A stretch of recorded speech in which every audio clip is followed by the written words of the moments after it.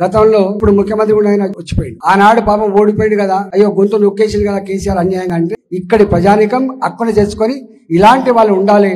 Democracy పడవిల్లాలంటే, అది balance ఉండాలంటే అధికార పార్టీ ప్రతిపక్ష పార్టీ బలంగా ఉండాలని చెప్పి ఓటేసాడు. ఓటైతే 5 ఏళ్ళు రాలే, కొట్లాడింది లేదు, 5 ఏళ్ళు రాలే. కానీ ఆయన అంటాడు ఈటల రాజేందర్కి ఏం సంబంధం మళ్ళీ అంటాడు. ఏం చెప్పాలి నేను చెప్పి. ఈటల రాజేందర్ అంటే ఒక గ్రామం ఉంటుంది, ఒక జిల్లా ఉంటుంది. ఈటల రాజేందర్ అంటే ఈ తెలంగాణ మట్టి బిడ్డ. ఆదిలాబాద్ పైన మట్టి అక్కడ మావిడ అనుకుంటాడు, నీ అలంపూర్ పైన అనుకుంటాడు, కొత్తగూడెం పైన అనుకుంటాడు, ఇక్కడ అనుకుంటాడు. అయినా నేను ఇక్కడ 22 సంవత్సరాలుగా ఈటల రాజేందర్ అంటే గురించి తెలంగాణ సమాజంలో చిన్న పిల్లల నుంచి ముసలి వరకు తెలుస్తుంది. కాబట్టి ఇక వాళ్ళకు అధికారం రాగానే ఎవరి మీద పడితే వాళ్ళ మీదనే మాట్లాడే కల్చర్ ఉన్నోడు తాత్కాలికంగా సంతోష పెడుతుండొచ్చు, కానీ దీర్ఘకాలికంగా ఎప్పుడు చేయడు. ఒకసారేమో మోడీ గారు మా పెద్దన్న అంటారు, మళ్ళీ మోడీ ఎందుకు గిడిందని వాళ్ళే అంటారు.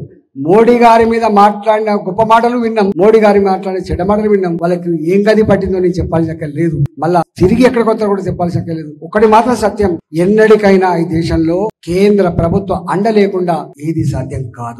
మీద మాట్లాడుతుంటే సాధ్యం కాదు. మీరు చూస్తున్నారు ఇలా పరిణామాలన్నీ కూడా. తాత జాగీర్ కాదు, ఇది ప్రజల జాగీర్. కేర్ఫుల్ ఉండాలి. శంకర్ ఉన్నది అధికారం ఉందని ఏది పడితే చేస్తే చట్టం ముందు ఎవడైనా సమానమైన పరిస్థితి వస్తుంది మోడీ గారి నాయకత్వం.